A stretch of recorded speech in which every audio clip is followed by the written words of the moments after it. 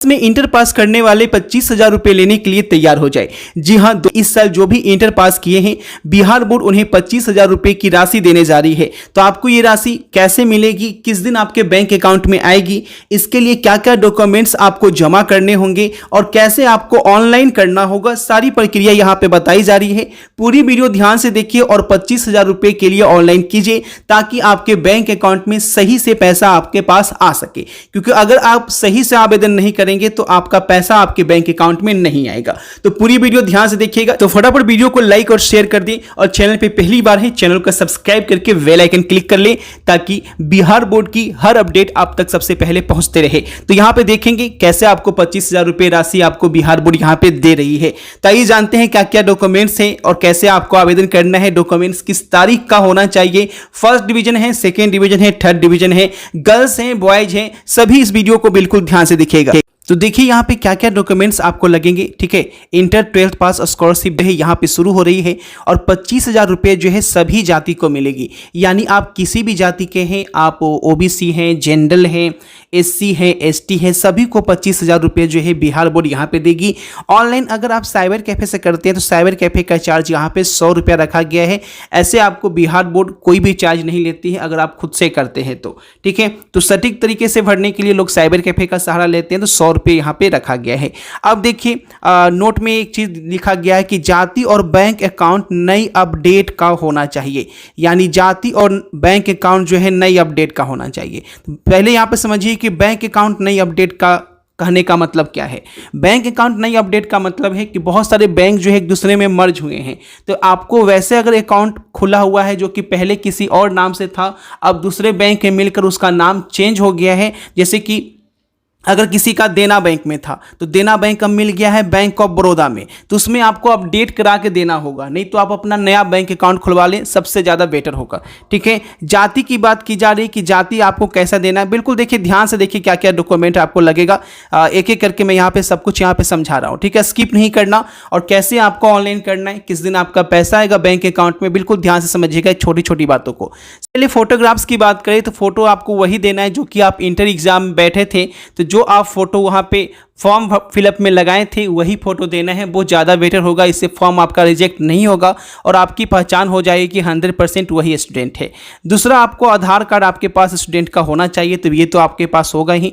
Bank account नई update का होना चाहिए, जिसके बारे में मैंने अभी बताया। ठीक है, कि जो बैंक जो है मर्ज हो चुका है उसका आपका खाता नहीं लगेगा, उसका पासबुक नहीं लगेगा। आपको नई जो अभी नई मर्ज हो के बाद पुनः स्थापित हुई है उसका ही आपको पासबुक लगेगा, नहीं तो आप न्यू बैंक अकाउंट खुलवा ले। और बड़ी चीज कि जो बैंक अकाउंट है वो आपके मम्मी पापा के नाम पे नहीं होना चाहिए, वो आपके नाम पे ही होना चाहिए। और बैंक अकाउंट जो है चालू होना चाहिए, ऐसा नहीं कि जीरो बैलेंस वाला खुलवा रखे हैं, वो बैंक अकाउंट जो है एक्सेप्ट नहीं होता है और उसमें पैसा आपका फंस भी सकता है। ठीक है, तो आप अपना बैंक अकाउंट जो है वो नया खुलवा कर आप इसमें संलग्न कीजिएगा। अकाउंट नंबर आपको वहाँ पे लगाना होगा और IFSC कोड भी आपको लगाना होगा। ठीक है, जाति निवासीय आय, देखिए जाति प्रमाण पत्र लगेगा, निवास प्रमाण पत्र, निवास यानी कि डोमिसाइल आवासीय। ठीक है, जाति यानी कास्ट और आय यानी इनकम। सबसे पहले जाति की बात करते हैं, आय समझाएंगे आय किसका लगेगा। जाति जो है वो आपका अनुमंडल लेवल का होगा। अनुमंडल यानी, ठीक है, आपका अनुमंडल जो होगा, जैसे कि एक ब्लॉक होता है, एक सब डिवीजन होता है। ठीक है, तो आप ब्लॉक लेवल पे बनाए गए हैं तो आपको जो है अनुमंडल लेवल पे आपको करवा लेना है। इसे कब का चाहिए, तो 1 अप्रैल 2022 का आपका जाति प्रमाण पत्र बना होना चाहिए। हर हाल में जाति आपको 1 अप्रैल 2022 का ही होना चाहिए। डोमिसाइल भी आपको 1 अप्रैल 2022 का ही होना चाहिए। ठीक है, अब देखिए यहाँ पे आय प्रमाण पत्र, आय प्रमाण पत्र किसका लगता है, तो आय प्रमाण पत्र आपकी फैमिली का लगता है, यानी कि आपके पापा की वार्षिक इनकम कितनी है उसमें आपको शो करना होगा। ठीक है, जिसमें ऊपर में आपका नाम लिखना होगा और नीचे में आपके फादर्स का नाम लिखा होगा। ठीक है, क्योंकि आप स्टूडेंट हैं तो आपकी तो इनकम होगी नहीं, तो आप जो है ऊपर में आपका नाम होगा और नीचे में आपके पिताजी का नाम होगा, यानी आपके पापा सालाना कितना कमाते हैं ये आपको दर्शाना होगा। ध्यान रखेंगे सालाना जो है आपको 3 लाख से ऊपर नहीं देना है। अगर सालाना 3 लाख से ऊपर शो करते हैं तो आपको छात्रवृत्ति का पैसा नहीं मिलेगा। ठीक है, तो कुछ आपको जो इनकम सर्टिफिकेट बनाइएगा वो कोशिश कीजिएगा 2.5 लाख तक ही बनाने का, सालाना 2.5 लाख तक ही इनकम सर्टिफिकेट बनाइएगा। ठीक है, उसके बाद देखिए मार्कशीट लगेगा, इंटर और मैट्रिक का मार्कशीट। ठीक है, तो मार्कशीट जो है वो आपका आने वाला है कॉलेज में, तो आपको अगर मार्कशीट मिल जाएगा तो वो मार्कशीट आपको लगेगा। उसके बाद ईमेल आईडी मैट्रिक का दोनों का लगेगा। ठीक है, ईमेल आईडी जो है वो आपका चालू होना चाहिए। तो ईमेल आईडी अगर आप नहीं बनाए हुए हैं तो बना लीजिएगा, अगर बना हुआ है तो ईमेल आईडी आपका एक्टिव होना चाहिए। ऐसा नहीं कि आप ईमेल बना रखे हैं उसका पासवर्ड आपको याद ही नहीं है। ठीक है, तो वो दिक्कत हो सकता है। आचरण प्रमाण पत्र क्या है? आचरण प्रमाण पत्र यानी कैरेक्टर सर्टिफिकेट।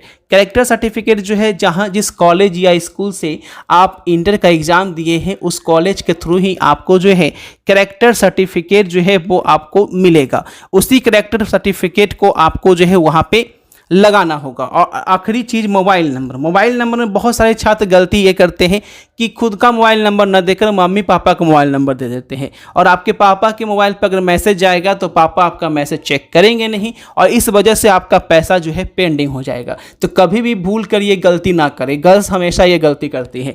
तो आप अपना मोबाइल नंबर ही डालें जो कि आपका स्टूडेंट का पर्सनल नंबर हो। अब ये तो हो गया डॉक्यूमेंट्स कि इतने सारे डॉक्यूमेंट्स लगेंगे। ठीक है, इतने सारे डॉक्यूमेंट्स आपको यहाँ पे लगेंगे, सब कुछ आपको यही बता दिया। अब आपको पैसा कब मिलेगा, ऑनलाइन कैसे करना है ये यहाँ पे समझ लीजिए। ठीक है, ऑनलाइन का डेट जो है वो आपका आने वाला है। सारे डॉक्यूमेंट्स जो है वो आप लोग जल्दी से बनवा लीजिए, अभी आपके पास टाइम है। ठीक है, फिर आपका कॉलेज में एडमिशन भी शुरू होने लगा ग्रेजुएशन में, तो आप उसमें बिजी हो जाओगे। तो इसलिए डॉक्यूमेंट्स सारे जो भी है खासकर जातीय आवासीय आय वो बनवा लीजिए, क्योंकि आवेदन जो है जस्ट आपका 15 से 20 दिन में आपको ऑनलाइन आवेदन भी मांगा जाएगा। और पैसा जो है पैसा आपको बैंक अकाउंट में कब आएगा? ठीक है, पैसा बैंक अकाउंट में कब आएगा? तो पैसे की बात कर ले तो आवेदन के कुछ महीने के बाद पैसा जो है वो आपका बैंक अकाउंट में 25,000 रुपये आ जाता है। और आपको बता दें कि जो पैसा आएगा वो सभी जाति को मिलेगा। अब बात कर लेते हैं किसको किसको मिलेगा। फर्स्ट सेकेंड थर्ड जो लिखा हुआ है वो क्या है?